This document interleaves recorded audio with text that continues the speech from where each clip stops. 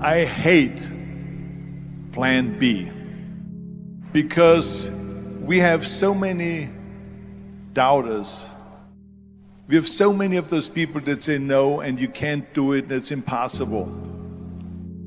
But when you start doubting yourself, that's very dangerous. Because now what you're basically saying is that if my plan doesn't work, I have a fallback plan, I have a plan B. And that means that you start thinking about plan B, and every thought that you put into plan B, you're taking away now that thought and that energy from plan A. We function better if there is no safety net, because plan B becomes a safety net. It says that if I fail, then I fall and I get picked up and I have something else there that will protect me. And that's not good, because people perform better when there's no safety net. People perform better in sports and everything else if you don't have a plan B. I'm telling you, I've never ever had a plan B.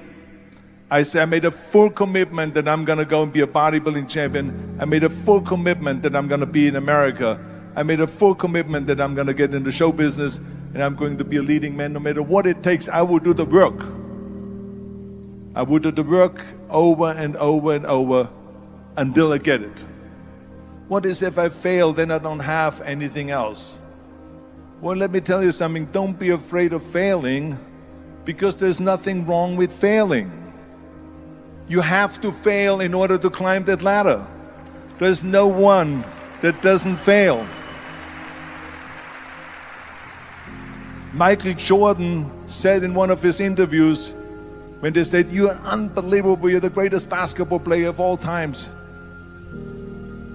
I mean, tell me about that. And he says, well, you're just mentioning the successes. But he says, for me to become the greatest basketball player, I missed 9,000 shots when I was playing basketball at the NBA games. So during these games that he was so successful, he missed 9,000 shots. Does it make him a failure? No. He's one of the greatest basketball players of all times, but he failed 9,000 times. Do you get it? We all fail. It's okay. What is not okay is that when you fail, you stay down. Whoever stays down is a loser. And winners will fail and get up. Fail and get up. Fail and get up. You always get up. That is a winner. That is a winner. We all lose. We all have losses. This is okay. And this is why I say don't be worried about losing, because when you're afraid of losing, then you get frozen. You get stiff. You're not relaxed. You got to be, in order to perform well in anything, if it's in boxing or if it is on your job or with your thinking, is only happening when you relax. So relax. It's okay to fail. Let's just go all out and give it everything that you got. That's what it is all about. So don't be afraid to fail.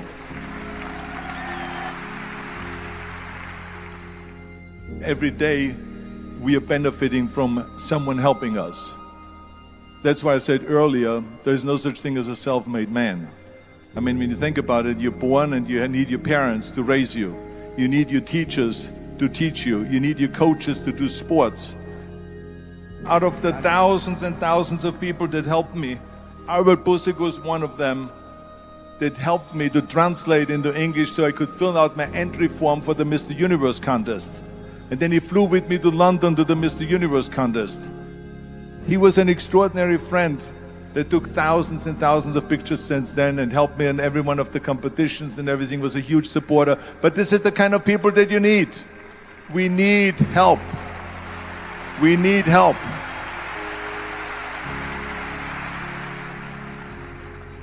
I remember that everything I did always needed help. Think about it when someone says, Arnold, you're the greatest self-made man.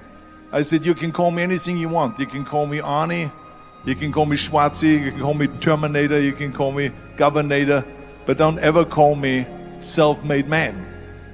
I said, because I did not get to that point by myself. I mean, think about just to be successful in the movies. How are you going to be successful in the movies without having an audience? The only one that makes you successful in the movies is the people that go to see the movie. So how can you say to yourself, made man, when you need millions and millions and millions of people all over the world to go and see your movies, so people, then the press looks at it and says, this guy has a big box office success. It's the people. It's you.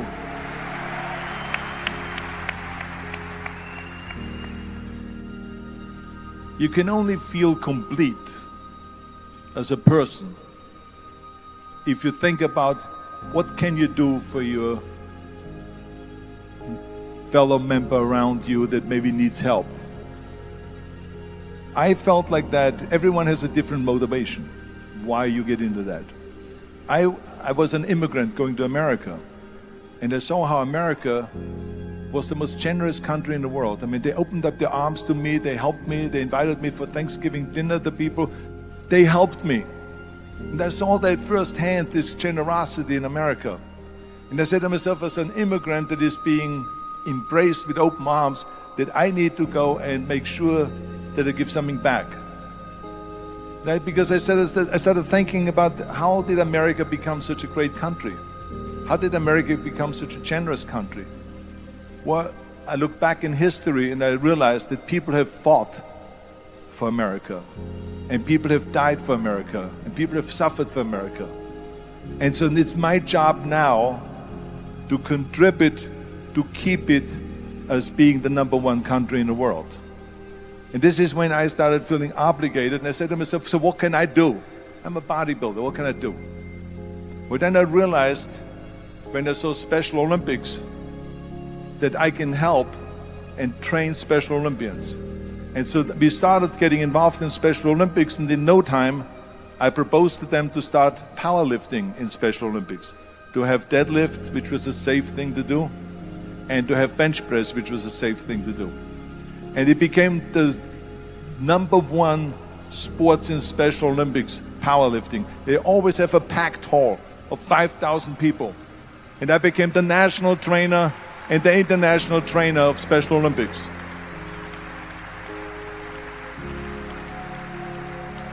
And I tell you, I felt so good. I felt better than winning a bodybuilding competition, going to one of their competitions and seeing 100 of those athletes from all over the world competing in powerlifting and being happy and being included and being felt that they're equal to all of us. It was the most unbelievable feeling, and this is why I got so excited about it that then after that, I started, going around to military bases in America and training our military personnel. Because in those days, bodybuilding and weight training wasn't popular. Now it is. Now when you go to Iraq, to Baghdad or somewhere like that, and you see the American soldiers train, they have the biggest facilities. It's like this dome here. This is how big the training facilities are now. So it all changed. But in those days, it wasn't popular at all. So I went from military base to train the soldiers and the sailors and the airmen and all of them. The more I got into that, the more I realized how good it feels to give something back. And that's when my idea came about after-school programs, because after school, when I traveled to all the schools to train the students, I saw there was a huge gathering of students after the school was over outside the school.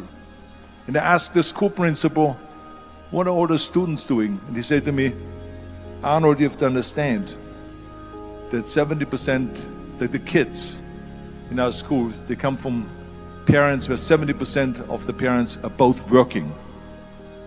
So therefore there's no one there picking them up. So that's got me the idea to start after-school programs, to keep those kids in school while the parents are working and to offer them homework assistance.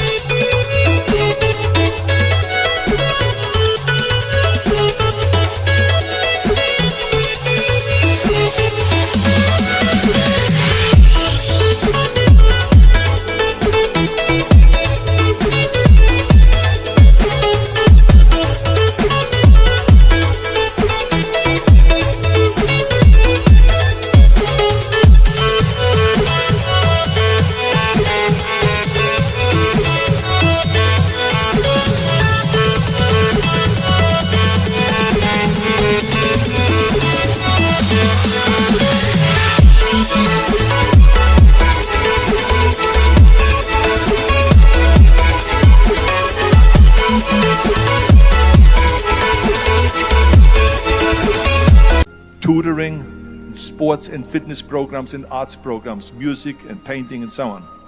And it became a huge success. So as you know, it becomes addictive. So it becomes addictive. So then when they became very successful, and now we have after-school programs all over the United States. Then, of course, when 2003 happened, where there was a governor's race in California, I said to myself, now is my chance to jump in there and to really give everything. And people said to me, are you crazy to run for governor when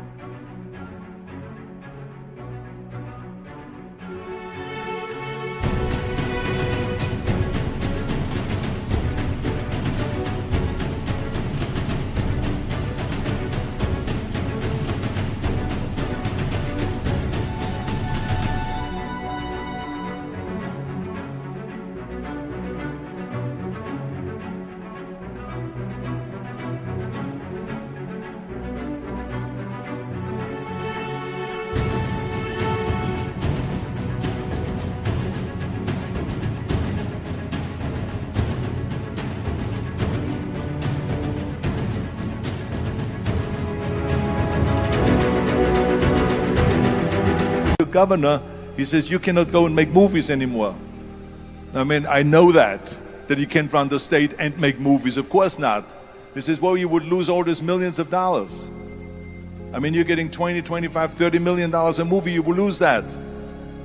I say, I don't care. I say, all the money that I made is because of America. My success is because of America. Everything that I've accomplished is because of America. So for me now to give something back for 7 years and not to make money makes no difference to me. I say, I'm going to do it. And I jumped in the end of the race and did it. And let me tell you something. I'm not poor because those 7 years I didn't get paid. I'm perfectly fine. And it made me feel good that I could give back to America.